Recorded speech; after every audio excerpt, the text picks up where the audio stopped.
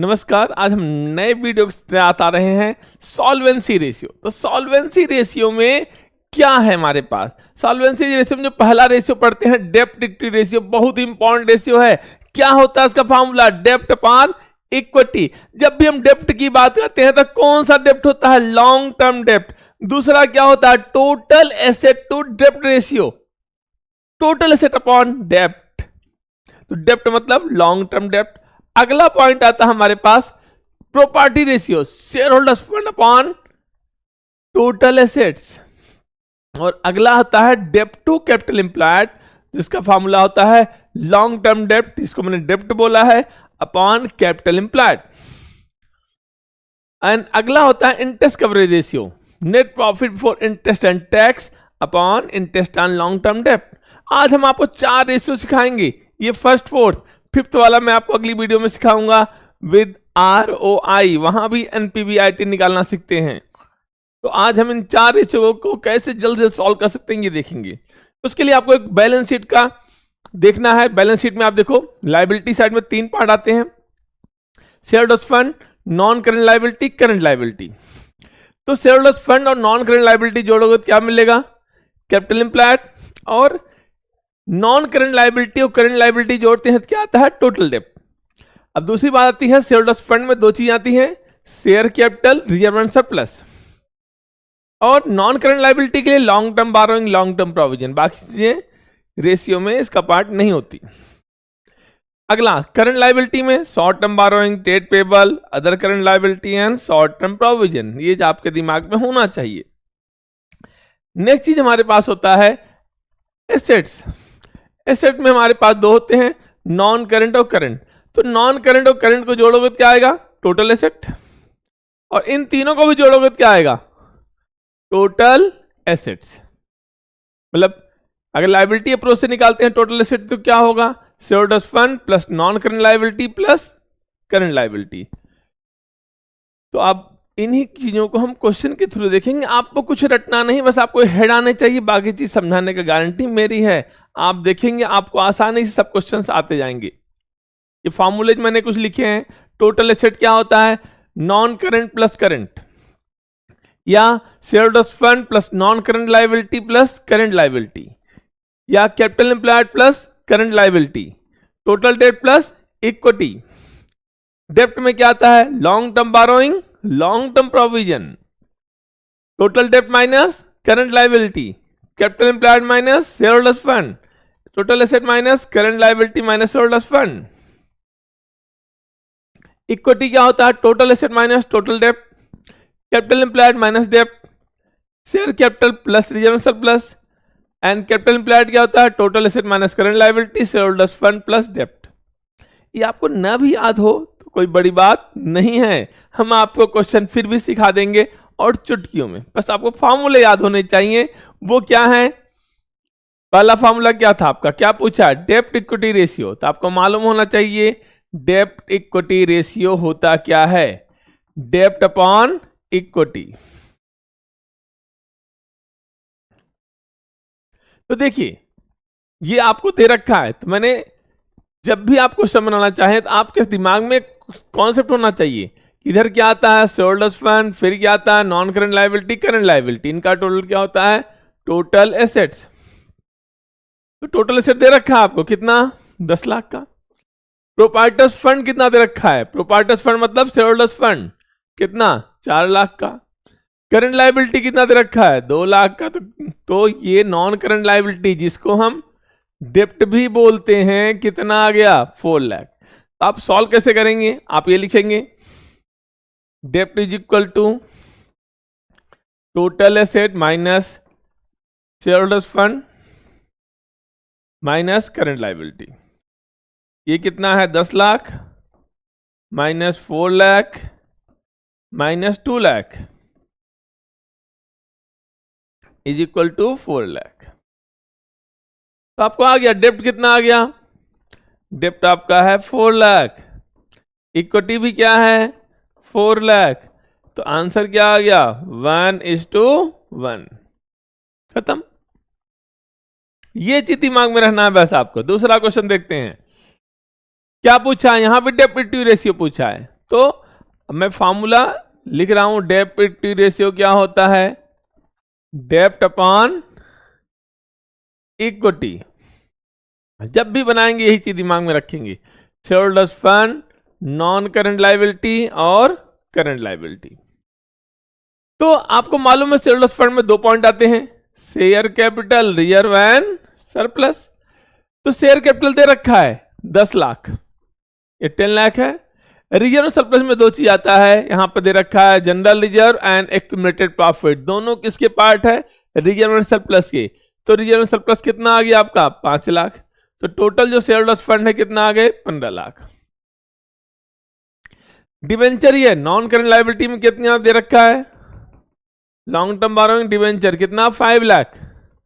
बाकी current liability दे रखा है, हमें दोनों चीज मिल गए ना, शेयर होल्डर्स फंड भी मिल गया और डेब्ट भी मिल गया। पुटअप कर दो। डेब्ट कितना है, डेब्ट सॉरी डिवेंचर 30 लाख के थे, 30 लाख सॉरी, डिवेंचर 30 लाख के हैं, तो 12 ये 30 लाख। तो यहां पर डेब्ट कितना है 30 लाख, इक्विटी कितना है 15 लाख, डिवाइड कर दो 15 टू जा 30, कितना आ गया रेशियो 2:1। अगला क्वेश्चन है हमारा, कैलकुलेट डेब्ट टू इक्विटी रेशियो। तो यहां भी आपके सामने बहुत सारी कहानी दे रखी है, कहानियों की तरफ नहीं देखेंगे, यहां देखेंगे बस क्या लिखेंगे यहां पर नॉन करंट एसेट, और यहां क्या लिखेंगे करंट एसेट, और यहां क्या लिखते हैं शेयर होल्डर्स फंड, यहां क्या लिखेंगे नॉन करंट लायबिलिटी, और यहां क्या लिखेंगे करंट लायबिलिटी। ये आपके रफ काम है, ये आपके दिमाग में होने चाहिए, बस आपको समझाने के लिए लिख रहा हूं मैं। तो अगर आप देखें प्रॉपर्टी प्लांट इक्विपमेंट किसका पार्ट होता है, नॉन करंट एसेट का, प्रॉपर्टी प्लांट एंड इक्विपमेंट। तो यहां क्या ग्रॉस वैल्यू आती है, नहीं, कौन सी वैल्यू आती है नेट। तो ग्रॉस में से हम एक्यूमुलेटेड डेब्ट माइनस करेंगे, 840 में से 140 माइनस करेंगे, कितना आ गया 7 लाख। दूसरा हेड आता है इसमें नॉन करेंट इन्वेस्टमेंट, कितना अमाउंट है 14,000। नेक्स्ट पॉइंट है हमारे पास लॉन्ग टर्म लोन एडवांसेज, ये भी इसका पॉइंट है, long term loans and advances कितना है 56,000। ये आपका नॉन करंट एसेट आ गया, करंट एसेट 350 है, करंट लायबिलिटी भी दे रखा 280, और आपको लॉन्ग टर्म बारोइंग और लॉन्ग टर्म प्रोविजन भी दे रखा। किसका पार्ट है ये नॉन करंट लायबिलिटी का, long term borrowing long term provision 420 और 140।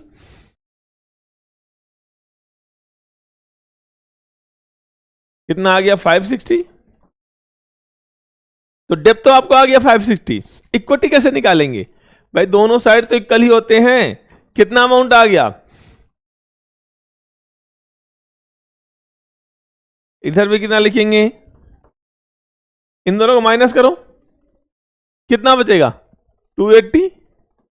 तो आपका जो शेयरहोल्डर्स फंड या इक्विटी कितना आ गया 280 आ गया, आपका आंसर आ गया डेब्ट इक्विटी रेशियो। डेब्ट अपा कितना हमारा 560, इक्विटी कितना है 280, क्या आंसर आया 2:1, जो कि आइडल रेशियो भी हमारा डेब्ट इक्विटी रेशियो का आइडल रेशियो क्या होता है 2:1। अगला इंक्रीज डिक्रीज दे रखा है, डेब्ट इक्विटी रेशियो 2:1 दे रखा है, बोला बताना है ट्रांजेक्शन विल इंप्रूव डिक्लाइन या नॉट चेंज विद रीजंस। तो मालूम होना चाहिए कि डेब्ट इक्विटी रेशियो क्या होता है, डेब्ट अपॉन इक्विटी।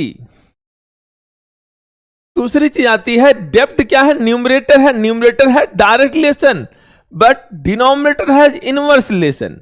मतलब अगर न्यूमरेटर बढ़ेगा रेशियो बढ़ेगा, कम होगा तो कम हो जाएगा, बट इक्विटी उल्टा, बढ़ेगी रेशियो कम और कम होगी रेशियो ज्यादा। क्या रेशियो दे रखा है यहां पर 2:1। बोला conversion of debentures into equity shares, debenture convert कर रहे हैं मतलब रिडीमेबल हो रहे हैं, तो करंट लायबिलिटी है, बट इनसे कोई फर्क नहीं पड़ा, लेकिन हमारे इक्विटी तो बढ़ गई, हमारी इक्विटी बढ़ी, रेशियो क्या हो गया कम हो गया। रेशियो इक्विटी बढ़ेगी, रेशियो कम होगा, इनवर्स रिलेशन है। दूसरा, cash receipt from debtors, cash भी करंट एसेट है, डेटर्स भी करंट एसेट है, और यहां करंट एसेट का कोई लेना देना नहीं है, तो नो इफेक्ट, एज डेप्ट and equity remains the same. Redeemable of debenture, फिर भी बता रहा हूं मैं, जब भी जिस साल डिवेंचर रिडीम होने होते हैं वो नॉन करंट नहीं होते हैं, करंट होते हैं, इसलिए वो डेप्ट पर कोई प्रभाव नहीं डालेंगे। तो डिवेंचर से कोई मतलब नहीं है क्योंकि करंट लायबिलिटी कम हो रही है। दूसरा, कैश कम हो रहा है, उससे भी हमें कोई फर्क नहीं पड़ा क्योंकि वो करंट एसेट है, तो नो इफेक्ट आ गया। अब गुड्स खरीदा हमने उधार, तो क्रेडिटर्स बढ़ रहे हैं जो कि करंट लायबिलिटी है, स्टॉक बढ़ रहा है, करंट एसेट है, उसका भी यहां कोई इफेक्ट नहीं पड़ेगा। अगला है repayment of loan, loan repay कर रहे हैं, वो भी करंट लायबिलिटी है, इस साल चुकाना है, रिपे करना हो, करंट लायबिलिटी बन जाती है, तो कोई फर्क नहीं पड़ेगा यहां पर क्योंकि ये नॉन करंट लायबिलिटी है। दूसरा, कैश कम हो रहा है तो करंट एसेट कम हो रहा है, तो उससे भी कोई फर्क नहीं पड़ेगा। अगला है गुड्स बेच रहे हो 20,000 का, स्टॉक कम हो गया, कोई मतलब नहीं, करंट एसेट है वो। कैश बढ़ा, कोई मतलब नहीं है, लेकिन प्रॉफिट भी हुआ 30,000 का, हमारा इक्विटी बढ़ेगा, इक्विटी बढ़ेगी, रेशियो कम हो जाएगा। Issue of equity share issue कर रहे हैं, इक्विटी बढ़ी, रेशियो कम हुआ। डिवेंचर इश्यू करेंगे, डेप्ट बढ़ेगा, रेशियो इंक्रीज, बट अगर इक्विटी बढ़ेगी, ratio decrease.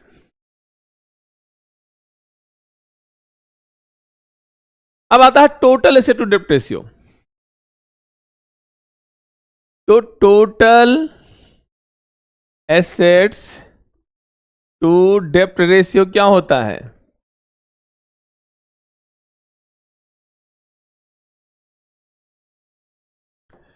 Total asset upon डेप्ट। तो फिर से हम क्वेश्चन बनाते हैं, बैलेंस शीट दिमाग में रखते हैं, shareholders fund, non current liability, current liability, इधर क्या आता है, नॉन करंट एसेट और करंट एसेट, सब इसी में आंसर आएगा। करंट एसेट दे रखा है 8 लाख का, तो लिख दीजिए करंट एसेट 8 लाख का है। करंट लायबिलिटी 5 लाख की है, 5 लाख लिख दिए। 8% डिवेंचर और 8% बैंक लोन, एक दोनों क्या है, डेप्ट है, डेप्ट भी मालूम हो गया हमें 5 लाख का। शेयरहोल्डर्स फंड भी दे रखा है 15 लाख का। तो आपको जो टोटल एसेट आएगा इस तरीके से नहीं आएगा, इस तरीके से आया, कितना आ गया, 25 लाख टोटल एसेट आ गए, और डेप्ट कितना है, 5 लाख। तो ये 25 लाख है और डेप्ट 5 लाख है, जीरो कट गए, 5 5 या 25, रेशियो क्या आ गया, 5:1। आपके क्वेश्चन में है दम। नेक्स्ट पॉइंट, और भी कुछ फाइंड आउट करना था इसमें, प्रॉपर्टी रेशियो में निकालना है, ठीक है। तो प्रॉपर्टी रेशियो क्या होता है, shareholders fund upon total asset. तो शेयरहोल्डर्स फंड मालूम है आपको भाई 15 लाख का, टोटल एसेट कितने हैं 25 लाख के, काट दीजिए, 5 3 या 5 15, तो क्या आएगा 0.6:1,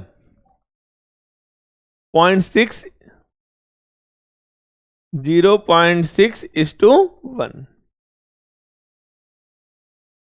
नेक्स्ट क्वेश्चन है हमारे पास, टोटल एसेट डेप्ट रेशियो। मैं बार बार समझा रहा हूं, बैलेंस शीट में 5 चीजें आती है, सारा क्वेश्चन में आप बन जा रहा है, आपको कुछ करने की जरूरत ही नहीं है, सारा कुछ आएगा आपको। तो यहां भी आ गया टोटल एसेट्स टू डेप्ट रेशियो, क्या फॉर्मूला होगा, टोटल एसेट अपॉन डेप्ट। तो फिर से वही फॉर्मूला बनाएंगे हम, बैलेंस शीट वाला जो हमने बार बार पढ़ा है, shareholders fund, non current liability, current liability, और इधर क्या आता है, नॉन करंट एसेट और करंट एसेट। तो हम देखते हैं टोटल डेप्ट दे रखा है, टोटल डेप्ट क्या होता है, इन दोनों का टोटल कितना है, यह है 6 लाख, 6 लाख आ गया। शेयरहोल्डर्स फंड दे रखा है 10 लाख का। जब शेयरहोल्डर्स फंड दे रखा है तो रिजर्व सरप्लस से कोई काम नहीं है हमारा, क्योंकि उसका पार्ट है वो शेयरहोल्डर्स फंड का ही पार्ट है। वर्किंग कैपिटल दे रखा है, करंट एसेट दे रखा है, हम करंट लायबिलिटी निकाल सकते हैं। अगर हम वर्किंग कैपिटल का फॉर्मूला लिख लें तो वर्किंग कैपिटल क्या होता है, सी ए माइनस सी एल। तो सी एल क्या होता है, सी ए माइनस वर्किंग कैपिटल। तो करंट एसेट कितना हमारे पास है, 3 लाख का। वर्किंग कैपिटल कितना है, 1 लाख का। तो ये करंट लायबिलिटी कितना आ गया, 2 लाख का। बाकी फॉर्मूला मैं यहां लिख रहा हूं, आप लिख के सॉल्व करेंगे कि डेप्ट कितना हमारा टोटल 6 लाख है, उसमें से 2 लाख क्या हो गया करंट लायबिलिटी, तो डेप्ट कितना हो गया 4 लाख का। डेप्ट आ गया 4 लाख का, तो आपका आंसर आ गया। यहां पर टोटल एसेट तो मालूम है आपको, 10 और 6 16 16 लाख है। ये कितना है 10 और ये कितना है 6, 4 and 2 6 16 लाख। तो आपका डेप्ट तो 16 लाख आ गए, टोटल एसेट 16 लाख आ गया। और डेप्ट कितना है आपका 4 लाख है। देखिए अब डेट मतलब नॉन करंट लायबिलिटी, कितना आंसर आ गया 4:1। जब आप इस क्वेश्चन करते हैं आपको मालूम हो गया यही तीनों चीज काम है, आप सॉल्व कर सकते हैं। अगला क्वेश्चन है हमारे पास, प्रॉपर्टी रेशियो निकालना है। तो जो प्रॉपर्टी रेशियो क्या होता है, shareholders fund upon total assets. मैं शॉर्ट में लिख दिया हूं, यहां पर टोटल एसेट टू डेप्ट रेशियो भी दे रखा है 2:1। टोटल एसेट टू डेप्ट रेशियो होता क्या, पहले देखते हैं।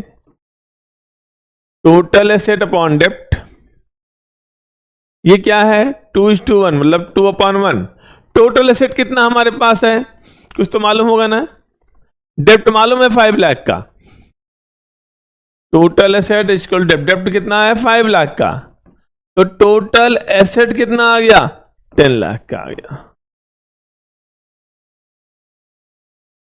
बड़ा आसान क्वेश्चन है। तो एक चीज आपको मालूम हो गया टोटल एसेट कितना है। दूसरा आपको चाहिए क्या, शेयरहोल्डर्स फंड। तो शेयरहोल्डर्स फंड में आपको दे रखा है equity share capital. Equity share capital कितनी है हमारे पास, 0.5 टाइम्स ऑफ डेप्ट, मतलब आधा इसका। कितना आ गया 2,50,000। प्रेफरेंस शेयर कैपिटल इसका 1/4 है। किसका 1/4 है, इक्विटी शेयर का 1/4। तो डिवाइड करो 4 से, 62,500, 25% मतलब 1/4 होता है। 25% निकालोगे तब भी यही आएगा। अब आता है रिजर्व एंड सरप्लस में आपको सरप्लस दे रखा है। ये बोला प्रॉफिट बिफोर टैक्स, हमें बिफोर नहीं टैक्स चाहिए, आफ्टर टैक्स चाहिए, नेट प्रॉफिट चाहिए। तो टैक्स माइनस कर लो 40%, तो प्रॉफिट कितना आ गया 6 लाख आ गया। तो टोटल कर लेते हैं कितना अमाउंट आ गया 9,12,500।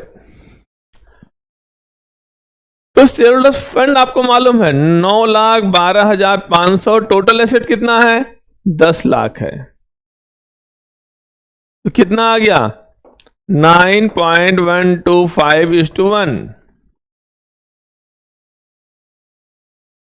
नहीं 0.9 आ गया, मैंने ज्यादा एक डिवाइड कर दिया। कितना आ गया 0.9125:1। ये क्या आ गया आपका प्रॉपर्टी रेशियो, मतलब आप ओनर का स्टेक इतना है 91% तक है। नेक्स्ट पॉइंट आता है हमारे पास, डेप्ट टू कैपिटल एम्प्लॉयड निकालना है यहां पर। तो डेप्ट टू कैपिटल एम्प्लॉयड क्या होगा, डेप्ट upon capital employed, long term डेप्ट अपॉन कैपिटल एम्प्लॉयड। तो फिर से वही बात हमारे पास आती है, हम यहां बना लेंगे format, shareholders fund, non current liability, current liability. Fund कितना हमारे पास 15 लाख, डिवेंचर कितना दे रखा है 7.5 लाख, करंट लायबिलिटी। अगला नॉन करंट और करंट, ये नॉन करंट एसेट है और ये करंट एसेट है। ये 17.5 लाख है, ये 7.5 लाख है। तो कुल कितना आ गया 25। यहां पे कितना आ गया 25। हालांकि कोई काम बहुत ज्यादा नहीं है इसका, मैंने ऐसे सॉल्व कर दिया। आपको मालूम है इन दोनों टोटल क्या होता है कैपिटल एम्प्लॉयड। तो कैपिटल एम्प्लॉयड कितना आ गया 22,50,000 और डेप्ट कितना आ गया 7.5, 7,50,000। ये तो डेप्ट होता है और इन दोनों टोटल क्या होता है, कैपिटल एम्प्लॉयड। तो डिवाइड करिए, कितना आ गया, 3 टाइम्स आ गया। क्या है यहां पर 0.33:1। कितना आसान क्वेश्चन है। अगर आपको एक चीज निकालना आता है तो सब कुछ फाइंड आउट कर सकते हैं, कुछ नहीं है संभव अगर हम चाह ले तो कैलकुलेट डेब्ट टू कैपिटल एम्प्लॉयड। फिर से वही क्वेश्चन आ गया, डेब्ट टू कैपिटल एम्प्लॉयड रेशियो। क्या फॉर्मूला है, डेब्ट अपॉन कैपिटल एम्प्लॉयड। अब आता है फिर से वही पॉइंट कि डेब्ट कितना आता है। ये देखो, ये तीनों डेब्ट है, अगर हम निकालना चाहें तो कितना अमाउंट आया, 9 लाख। अब आप लोग पूछेंगे कैसे आया सर, ये तीनों डेब्ट के पार्ट है, long term borrowing, long term provision, 9 lakh आ गया। एंड आपको शेयरहोल्डर्स फंड भी दे रखा है, ये 13 लाख है। तो कैपिटल एम्प्लॉयड क्या होता है, इन दोनों का total shareholders fund plus capital employed क्या होता है, shareholders fund plus non current liability. कितना अमाउंट है, 9 लाख प्लस कितना आ गया, 13 लाख, 22 लाख आ गया। अब आप डिवाइड करके खुद सॉल्व कर लेना है, मेरा काम नहीं है, आपको आंसर आ गया है।